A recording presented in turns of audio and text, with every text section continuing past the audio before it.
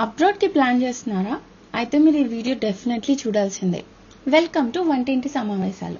ఈ ప్లేలిస్ట్లో నేను కుకింగ్ చేస్తూ నాకు వచ్చే థాట్స్ ఆర్ ఏదైనా ఇన్ఫర్మేషన్ అనిపిస్తే అది మీతో షేర్ చేసుకుంటా. సో నచ్చితే please like, share and subscribe. So abroad వచ్చి ఆల్మోస్ట్ 8 years అవుతుంది. నేను 2 continentsలో ఒక ఇండియన్గా లైఫ్ లీడ్ చేశా అపార్ట్ ఫ్రమ్ ఇండియా. సో నాకున్న ఎక్స్పీరియన్స్లో ఈరోజు మీతో కొన్ని షేర్ చేసుకుంటాను.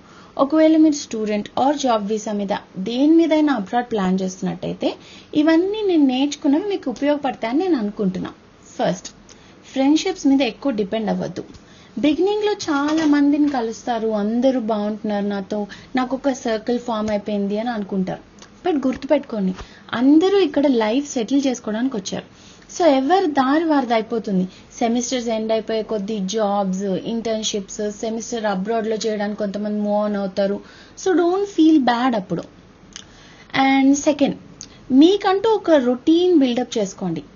ఈ రొటీన్ ఏంటంటే రోజుకొకసారైనా వాకింగ్, అంటే ఏదేదో ఫిట్నెస్ కోసం చెప్పట్లా, ఏదో ఒక టైంలో బయటకు వెళ్ళండి, రిఫ్రెషింగ్గా ఉంటుంది. ట్రస్ట్ మీ, ఈ హ్యాబిట్ చేసుకోకపోతే చాలా ఇబ్బందిగా ఫీల్ అవుతారు.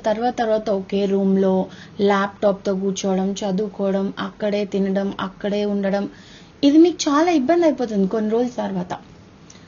And third, calendars and reminders. ఇవి చాలా ఇంపార్టెంట్. ఎందుకంటే బిల్స్ ఉంటాయి, సబ్మిషన్స్ ఉంటాయి, కాలేజ్లో ఎగ్జామ్స్ ఉంటాయి, మీకు తెలియకుండా కొన్ని మిస్ అయిపోతారు. అండ్ గ్రాసరీస్ అన్ని మేనేజ్ చేసుకోవాలి, తెచ్చుకోవాలి. సో కొన్ని డెడ్ లైన్స్తోనే నడుస్తుంది ఇక్కడ లైఫ్ అంతా. సో లాస్ట్ మినిట్లో ఇబ్బంది పడకుండా మీకు బెటర్గా ఉంటుంది రిమైండర్స్ పెట్టుకుంటే, అలవాటు అయ్యే వరకు. అండ్ నెక్స్ట్, బిజీగా ఉన్నామని ఇంట్లో వాళ్ళతో ఆర్ ఇండియాలో ఉండే మీ క్లోజ్ ఫ్రెండ్స్తో మాట్లాడకుండా ఉండకండి. మీకు తెలియకుండా అదొక రిలీఫ్ ఇస్తుంది.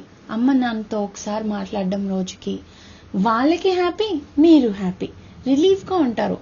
అండ్ ఈ కనెక్షన్స్ అనేవి చాలా ఇంపార్టెంట్ రాను ఇక్కడ లైఫ్లో. అండ్ లాస్ట్ది, మనీ అండి.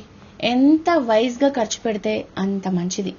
ఆల్రెడీ మీరు లోన్ మీద వచ్చి ఉంటారు, ఆర్ అప్పులు చేసి వచ్చి ఉంటారు, ఆర్ సేవింగ్స్ మొత్తం పెట్టి వస్తూ ఉండుంటారు. సో దాన్ని దృష్టిలో పెట్టుకుని ఖర్చు చేస్తే చాలా బెటర్. మనీ సరైన టైంలో లేకపోతే ఆ స్ట్రెస్ పగవాడికి కూడా రాకూడదండి. ఎందుకంటే అప్పు ఇవ్వడానికి ఇక్కడ ఇది ఇండియా కాదు. అప్పటిదాకా మంచిగా ఉన్న ఫ్రెండ్స్ డబ్బులు ఇవ్వకపోతే మీకు బాధ కలగచ్చు, ఆర్ మీకు వాళ్ళు విలన్ అయిపోవచ్చు, ఆర్ వాళ్ళ పరిస్థితి వేరే అయి ఉండొచ్చు, ఆర్ వాడు కావాలనే ఇవ్వట్లేదేమో, వాడు తప్పించుకోవడానికి, ఎందుకంటే వాడు సేఫ్ సైడ్లో ఉండడానికి. ఇలా చాలా ఉంటాయి. సో వైజ్గా ఆలోచించి ఖర్చు పెట్టుకోండి. సో ఇదండి, ఇవి గుర్తుపెట్టుకోండి. నాకు ఇంకా ఏమైనా గుర్తొస్తే నెక్స్ట్ వీడియోస్లో షేర్ చేసుకుంటా. Until then bye. Please like, share and subscribe. Thank you.